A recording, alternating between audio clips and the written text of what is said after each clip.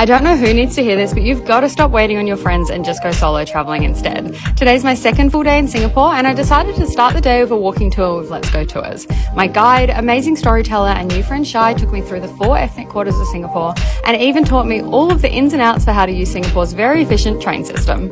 I also picked up this cute little citrus perfume for my girl on this tour. This was such a fun and informative way to learn more about the history of Singapore, see hidden gems, and spend time with someone who genuinely loves teaching and sharing their city with others.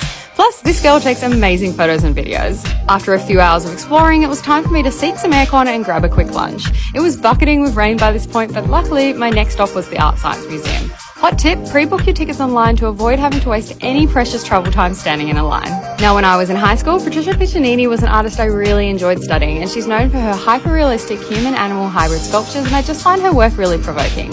And I'm sure you've seen this one all over social media, but the Future World exhibition was even cooler in person. Shout out to the air hostess, who was also solo traveling and took some lovely photos and videos for me in the lights.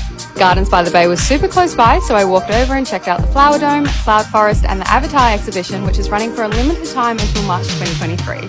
I was lucky enough to be in the Cloud Forest when they were misting, which they do every 2 hours on the hour from 10 AM to 8 PM. Again, pre-book your tickets online and it will save you so much time.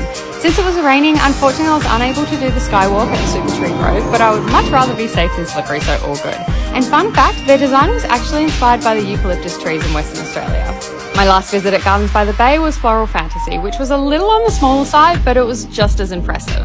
I got to my dinner spot at Mama Diem and I had to recheck the address a few times because it looked kinda sus.